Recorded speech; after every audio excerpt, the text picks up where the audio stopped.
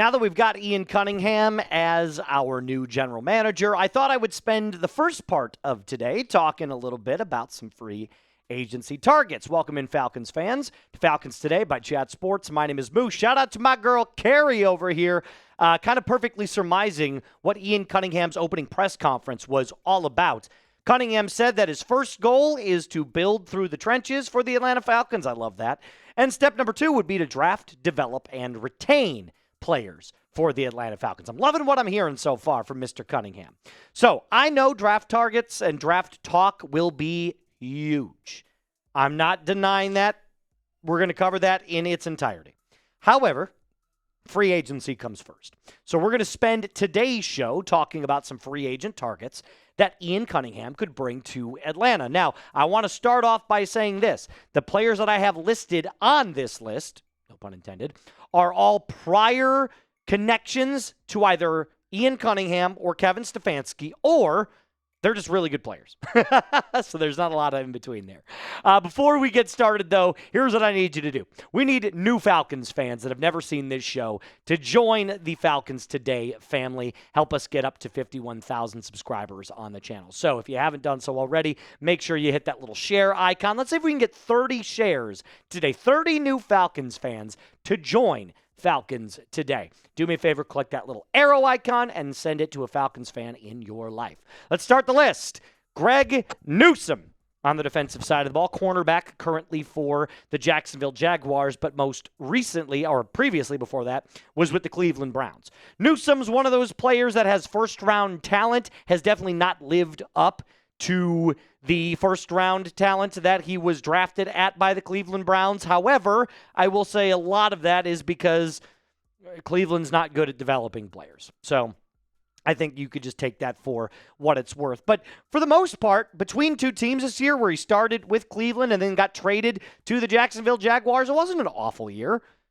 9 pass breakups, 1 INT, 52 tackles. Coverage grade's a little lower than I would like, but he's really cheap. So for anybody that's sitting here going, why would we get this guy? Well, he won't cost you like anything. Now, again, I still think you should go out and draft a corner. But if you signed Newsome, he could start in place of said corner for however long you want to have him start. And then, boom, the new kid's ready to take over. It just makes way too much sense. He's super cheap. He's 25 years old. He would be a fine addition to this Atlanta Falcons cornerback depth chart, highlighted by A.J. Terrell, Billy Bowman. And I think this is also one of those Mike Hughes replacements. We talked a little bit about it. I think Mike Hughes' time in Atlanta has definitely run out, and I would want to see other options explored by the Dirty Birds. But remember, Newsome was drafted by Kevin Stefanski and Andrew Berry in Cleveland in 2021. So he has that prior connection to Kevin Stefanski. This could be a very easy free agent target to fill a need at that cornerback position. And if he does well, it's a 1-year prove-it deal. You could extend him after that. I think it just makes way too much sense. It's kind of like a 1-year prove-it rental sort of deal with Greg Newsome. Let's move over to the offensive side of the football. Jauan Jennings. No previous connection here to Jauan Jennings and Ian Cunningham. I just think Jauan Jennings is a hell of a player. And the Falcons need wide receivers. I do kind of consider Jauan Jennings to be Drake London light. They play very similarly, but Drake London is way better than Jauan Jennings is. However, Jennings was the number 1 wide receiver target in 2024 and in 2025. A lot of that is because San Francisco players can't stay healthy, but PFF said this about Jauan Jennings, speaking glowingly of him. 49ers general manager John Lynch said the team would love to re-sign Jennings, who served as the team's top wide receiver for the 2nd straight season this past year. The 28-year-old's 83.1 PFF overall grade in 2024 made him a top 15 wide receiver. This year, his 18 contested catches in the regular season were a top 4 figure amongst wide receivers. Who else do we know is great at contested catches? Drake London. But like I told you, it's like Drake London light. 55 receptions, 643 yards. Not great in the yards, not great in the receptions, but he did find the end zone 9 times. 11.7 yards per reception, and contested receptions 18. Here's where it gets a little tricky if you are Jauan Jennings stan. It's a 3-year, $50 million contract projection, which would come out to about $16.67 million per year. That's a lot of money. But I do believe that he could be a very, very good, a top 5 wide receiver 2 in this league, in my estimated opinion. So I would be okay if the Atlanta Falcons explored Jauan Jennings, but I also have to address what I believe is going to happen, because I'm always going to give you my truth, the truth that I see it. I do not see Jauan Jennings leaving San Francisco. John Lynch already said that he would love to re-sign Jauan Jennings. So I believe that Jennings is going to remain in San Francisco, specifically because Brandon Ayuk is now out of the building, and he has the ability now to remain the team's number 1 wide receiver. Before we continue on, name a position, not a player, a position the Atlanta Falcons should target in free agency. In my opinion, you'd have to go after defensive line, or you'd have to go after running back, or you'd have to go after wide receiver. All of those, by the way, I'll touch on here at the back half of this episode. Coming up next, more free agent targets. One on the defensive side of the ball, one on the offensive side of the ball. One of these players has a lot of familiarity with the Atlanta Falcons already. Before we continue on with that list, got to tell you a big thank you from our friends over at Factor Meals. Let me tell you about our friends over at Factor, Falcons fans. If you want to eat better, but you have no time and zero energy to make it happen, Factor doesn't ask you to meal prep or follow recipes. It just removes the entire problem. 2 minutes, real food, and you're done.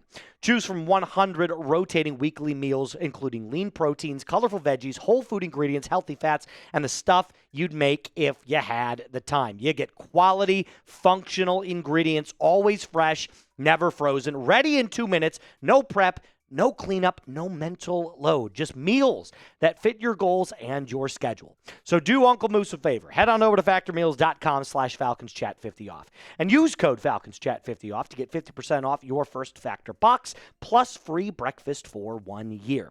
Offer is only valid for new Factor customers with code and qualifying auto-renewing subscription purchase. Make healthier eating easy with Factor. Justin Jones, and I'm sure you're wondering, who in the hell is Justin Jones, Moose? Well, believe it or not, he plays for the Arizona Cardinals, and plays is a very loose term. He's only played 3 games in 2 seasons. Okay, Moose, you're telling us that we want to go out and get an injury-riddled player. What the hell are you smoking, man? I'll tell you what I'm smoking. I'm smoking that 2023 Chicago Bears pack. That's what I'm smoking right now. And I'm telling you what, I watched Justin Jones highlights back when he played for Chicago under Ian Cunningham. He was unbelievable. We'll touch on it here in a little bit. But what are those injuries that he is concerned with? A knee injury in 2025 put him on IR for the entirety of the year, did not play a single game, and he only played 3 games in 2024 due to a triceps injury. So I get the hesitancy to go out and sign a player like Justin Jones. However, it's low risk, high reward. This is a vet minimum deal that you could go in. I am sure that Jones just wants to play again. Because at this point, nobody's going to give him a massive contract. They'd be insane to give him a massive contract. But, as I mentioned previously, vet minimum deal for a player who did this just 3 seasons ago. Well, 2 seasons ago, technically. Actually, no, it is 3. 49 tackles, 10 for loss, 4.5 sacks, and 17 quarterback hits. He can rush the passer. He can stop the run. He is a ridiculously good player. When he's playing, this could be a boom signing. Just sign into a vet minimum deal. 1 year. Prove it. If he has the game, if he is able to stay healthy, if he can give you some productivity, great. You sign him to a nice little extension. Maybe another 2-year deal after that. But this is one of those signings where, like, if I'm only paying $2 to $3 million a year for a player like this, I'm not going to be upset if he doesn't play as much as he could. Even if he plays 7 or 8 games and gives you half of that productivity for $2 to $3 million, who cares? And speaking of who cares, you should care because we've got plenty of coverage coming your way. Free agency covered. 2026 draft covered by yours truly here, at least so I think. Do me a favor if you love what you're seeing so far, if you want to join the daily updates around your Atlanta Falcons, hit that subscribe button right effing now. Last free agent target on the list. NFC South's own Rico Dowdle. Now, I know what you're thinking. Are you actively saying we should go get someone from the Carolina Panthers? Only if Tyler Algier leaves Atlanta. And Tyler Algier, I'm sure, is already having conversations with his agent. I'm sure he's already having conversations with Matt Ryan. I'm sure he's already having conversations with Ian Cunningham. If Algier is out and he wants to explore the market, Dowdle and Robinson is the best running back tandem in the league. Oh, and by the way, he wants out of Carolina. This was on Instagram this morning. Now, Moose, Instagram you can't believe everything you see on Instagram. Yeah, but this report indicates that Rico wants to leave Carolina, and guess what? He liked the damn post. So Rico knows he's going to command a nice little payday. He wants out of Carolina. The Falcons could be a perfect place for him in the event that Tyler Algier goes out the door. And this isn't everything, but it is something. Now, Dowdle probably wants the chance to be a RB1, so I understand that as well. He would never be RB1 in front of Bijan Robinson. It just wouldn't make any sense. But you could argue that it is a guaranteed W for the Atlanta Falcons. They would have the best running back tandem in the NFL, and it wouldn't even be that close. And having Dowdle allows you to move Bijan Robinson outside as a wide receiver more often than not, if you wanted to. I don't know why you would want to, but you still could. PFF said this about Rico Dowdle, by the way. Dowdle replicated his final season in Dallas during his lone year with the Panthers, further establishing himself as a capable starting running back at the NFL level. While he is not a true game breaker, he has averaged more than 3 yards per carry after contact over his career and profiles as a strong fit for a team with a solid offensive line. Well, the Falcons do have a very solid offensive line. It's not top 10. It's probably somewhere between 12 and 17. And 2025 was kind to him just like 2024 was kind to him. Back-to-back 1,000-yard rushing seasons, 6 touchdowns, over 4.5 yards per carry. And this would, by the way, only be like a 2-year, $17 million deal. $8.5 million a year. It's ridiculously affordable if you wanted to go out and get a player with some really good upside. Again, this is not your RB1, but if Tyler Algier decides to take off, this could be an excellent replacement for him. Out of all these, which would you sign? Make sure you get an L3 on that. There you go, my friend. Which of these do you think you would sign out of this list? Out of this list specifically, would you sign any of them? You don't have to pick a single one of them if you don't want. Just let me know down in the comment section down below. That's all I got for you on this episode, Falcons fans. A reminder to hit that subscribe button. My name is Moose. I'll be back a little bit later tonight with some more news and rumors surrounding the Dirty Birds. As always, rise up and be cool.